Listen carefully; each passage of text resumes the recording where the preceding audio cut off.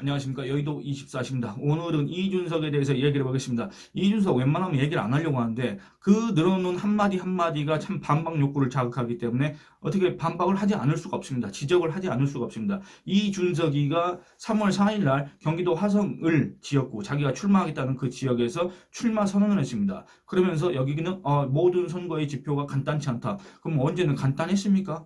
그렇게 자신만만한 선거였습니까? 그럼 말도 안 되는 소리 또 첫 마디부터 그렇게 하던데. 그리고 두 번째, 여기는 보수 정당의 사지. 이 동탄 신도시 화성을 자기가 나오려고 하는 지역구가 보수 정당의 사지입니다. 그래서 뭐 대단히 어려운 선거, 대단히 어려운 도전, 굉장히 어렵다. 뭐 어쩌고 저쩌고 어렵다는 것만 강조를 했습니다. 아니 그러니까 저는 이해가 안 되는 게 그 현존하는 대한민국 정치인 중에 가장 전략가 행세를 하는 이준석. 그 누구보다도 자기가 책략을 잘 짠다는 듯이 그 다른 사람들 위해서 온갖 비단 주머니를 다 이렇게 나눠주는 이준석이 뭘 그래 대단히 어렵다 이런 얘기들을 출마 선언부터 그렇게 늘어났는가 저는 이해가 안 되는데 이 이준석이가 출마 선언에서 밝힌 이런 내용들이 얼마나 어처구니 없고 얼마나 설득력 없고 그럼 또 이렇게 물어보실 겁니다. 그러면 이준석이 하는 말 중에 설득력 있는 말이 있고 뭐 그나마 끄덕끄덕 수긍할 만한 말이 있었느냐 거기에 대해서는 제가 자신 있게 없었다 이렇게 얘기할 수가 있겠습니다. 근데 이준석이 이 출마 선언에서 했던 이런 주장들이 얼마나 어처구니 없는지 다시 한번 짚어보도록 하겠습니다.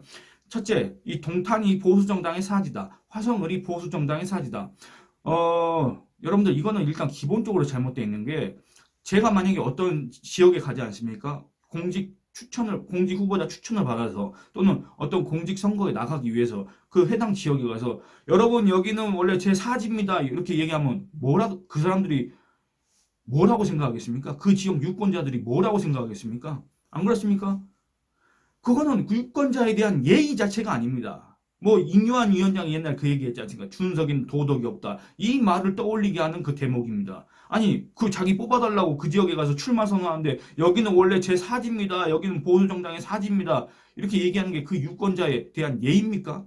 안 그렇습니까? 그리고 두 번째, 동탄이 보수정당의 사지, 더불어민주당 지지세가 강했기 때문에 뭐 보수정당의 사지다. 뭐 그것까지는 사지란 표현은 제가 적절치 않다고 생각하지만 어쨌든 보수정당으로서는 약간 어려운 지역이다. 이렇게는 얘기할 수 있겠습니다만 이준석이가 보수가 아니기 때문에 괜찮습니다. 아무런 상관이 없습니다. 이준석이가 만든 그가 몸담고 있는 그가 그 당의 소속 후보로 나올 그 개혁신당 있지 않습니까? 개혁신당도 보수정당이 아니기 때문에 아무런 상관이 없습니다. 이 이준석의 말은 전혀 쓸데가 없는 말입니다. 자기하고는 아무 해당 사항이 없습니다. 여러분들 분명히 기억하실 겁니다. 이준석이가 다른 세력들 뭡니까? 이낙연, 조홍천, 금태섭, 이원욱, 양양자 이런 세력들과 합당을 할 때 뭐라 했습니까? 여의도 재건축조합 개인 방송에서 뭐라 그랬습니까? 이제부터 개혁신당은 보수정당이 아니다. 분명히 1월 20일 창당대회에서는 개혁신당은 보수정당 무슨 새로운 보수, 개혁보수, 별의별 따뜻한 보수, 합리적 보수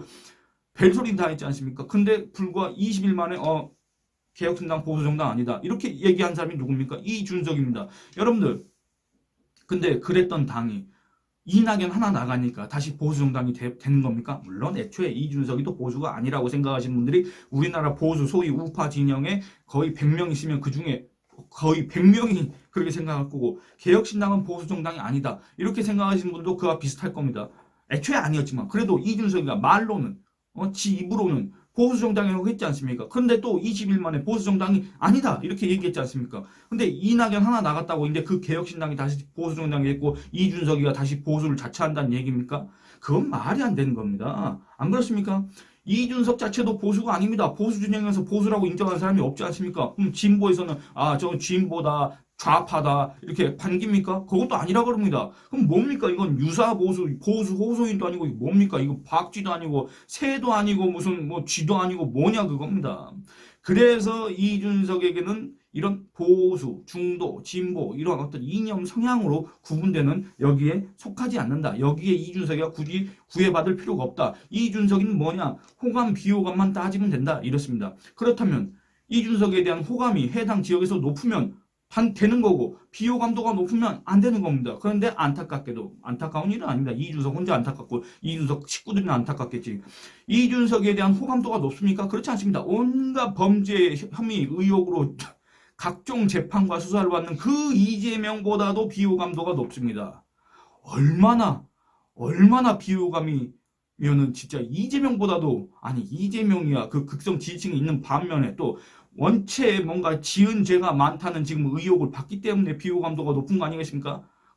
그 사람 생긴 걸 갖다가 우리가 뭐 비호감이라고 얘기할 필요까지는 없지 않습니까? 그 사람이 온갖 범죄 의혹을 받기 때문에 와 저런 사람이 어떻게 정치를 하겠다고 나와가지고 저 혼자 살기 위해서 저 더불어민주당을 망치고 있느냐, 저 더불어민주당 그나마도 별로 뭐 그렇게 호감 가는 정당이 아니었는데 저 이재명 당은 정말로 심하다, 이런 생각을 가지신 분들이 아마 많이 계실 것 같은데 실제로 그런 의견들이 많이 있지 않습니까? 비판도 있지 않습니까? 그런데 그 이재명보다도 비호감도가 높다는 건 대체 그동안 어떻게 살아왔냐, 이걸 한번 스스로 돌이켜보고 반성을 하고 자중하고 어디 나는 자연인처럼 어디 들어가서 살아야 되는 거 아닌가, 이런 생각마저 들게 하는 사람 아닙니까? 이준석의 개혁신당 여성들의 지지는 일단 못 받습니다. 0%입니다. 화성 동탄 여기는 20, 30, 40이 대다수인 동네라고 하지 않습니까? 근데 어쨌든 20, 30, 40이 많든 뭐가 많든지 간에 우리나라의 대략적인 인구 비율을 보면 여성이 절반입니다. 그렇지 않습니까? 그럼 이 여성 절반 빼야 됩니다. 그럼 화성, 을, 지역구 주민 중, 유권자 중 여성 절반을 빼면 이제 유권자의 50%만 남습니다. 근데 그 50% 중에서 기존 정당 지지자들이 있을 거 아니겠습니까? 기존 역대 선거 통계를 보면 2020년 선거에서 약간 뭔가 이렇게 지지율이 좀 튀었다, 이런 생각이 들고 보통 민주당이 한 50%대 중반 정도를 얻습니다. 그리고 국민의힘 또는 그 전신정당들이 한 35% 정도 얻은 걸로 제가 기록을 해놨습니다. 그렇기 때문에 이 두 개를 합치면 어떻게 됩니까? 한 90% 정도 된다 그겁니다. 그러면 몇 퍼센트가 남습니까? 10%가 남습니다. 10%. 근데 여기도 여자가 절반은 돼 있지 않겠습니까? 그럼 절반 빼면 5%입니다.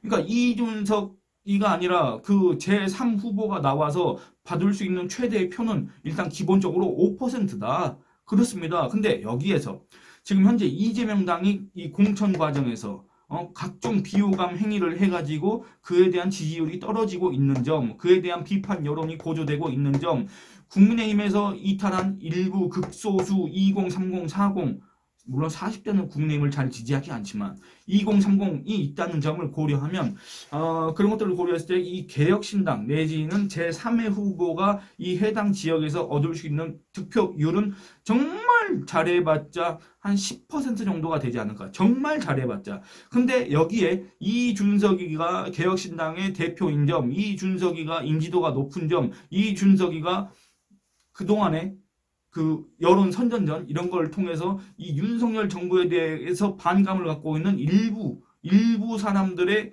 그런 표를 갖고 올 수 있는 점, 이런 걸 봤을 때 이준석이는 10%는 좀 넘길 것 같다. 근데 15%도 넘길까? 여기에 대해서는 이제 의문이 된다 그겁니다. 그러니까 여러분 뭡니까? 이마저도 이제 민주당의 비호감이 고조되고 국민의힘 후보, 괜찮은 후보를 여기에다가 공천, 지금 전략 공천을 하겠다는 얘기 아닙니까? 요걸 두고 또 개혁신당 이쪽 이준석 지지자들은 또 다른 망상을 하는 것 같은데, 이 민주당 지지세가 강한 이 화성을 지역에서, 그리고 이 민주당 여기는 현대자동차 사장을 지냈던 사람을 여기다 공천을 했지 않습니까? 그 상대에 맞추기 위해서 전략 공천을 한다는 거지, 이준석이를 상대로 자객 공천을 한다는 게 절대 아닙니다. 그렇지 않습니까? 자기들끼리 왜 갈라파고서 어디 섬에서 하는 것도 아니고 왜 자기들끼리 그런 망상을 주고받으면서 확대 발전을 시키는지 모르겠다 그겁니다. 어쨌든 여러분 생각해 보시기 바랍니다. 동탄은 보수 정당의 사지 모르겠습니다만 최소한 이준석이가 보수가 아니고 개혁신당이 보수가 아니기 때문에 여기는 사지가 아니다, 이렇게 얘기할 수가 있습니다. 그리고 또 이 얘기를 해보겠습니다. 두 번째, 이준석이는 화성 동탄 지역이 어렵다. 왜 어렵냐? 자기 당의 이원욱이 65%의 지지를 받았던 이때가 2020년입니다. 그렇기 때문에 어렵다, 이렇게 얘기를 합니다. 그러면서도 개혁신당이 내세우는 미래지향적, 개혁지향적 정책을 내기에 좋은 공간이라는 전략적 분석이 있었다, 이런 얘기를 합니다. 근데 여기에 말하는 전략적 분석이란 게 과연 무엇일까? 바로 그 이원욱이 받았던 지지세 얼마입니까? 65%입니다. 물론 더불어민주당 지지세가 50%를 넘는다고 했지 않습니까? 그런 걸 감안했을 때 이원욱이라는 사람이 여기서 3선을 했기 때문에 이 사람 개인 조직이 남아있을 겁니다. 이 기존의 화성을이 인구가 너무 많아져서 그 분구가 된다고 하더라도 여기 있는 이원우 조직을 강제로 이주시켜서 화성정으로 옮겨갈 수는 없지 않습니까? 그러면 이 화성을에 있는 이원욱의 조직들, 이원욱의 아는 사람들은 당연히 이준석을 도와줄 수밖에 없습니다. 그러니까 결국엔 뭐냐면 개혁신당이 내세우는 무슨 정책을 내기에 좋은 공간이 아니라 이준석이가 기존에 있던 이원욱 조직의 지원을 받기에 좋은 그런 전략적 분석이다 그겁니다.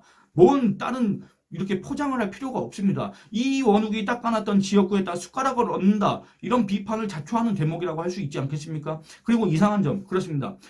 이준석은 계속 여기가 사진에 어렵네, 대단히 어렵네, 뭐 선거 지표가 간단치 않네 이랬지 않습니까? 근데 이준석이 여러분들 그 언행 보셨지 않습니까? 이준석이는 온갖 문제에 대해서 다 안다는 듯이 척척박사식으로 전략가를 자처합니다. 그의 가족마저도 이 사실을 인정하는지 안 하는지 모르겠지만 어쨌든 전략가라고 행사를 합니다. 윤석열 대통령 지지율이 빠졌을 때 어떻게 하겠습니까? 20일 안에 해결할 자신 있다. 이렇게 얘기한 사람이 누굽니까? 바로 이준석입니다. 그런 전략가를 자처하는 자칭 제갈량 호소인 이준석. 왜 그런 약한 소리를 하는지 모르겠습니다.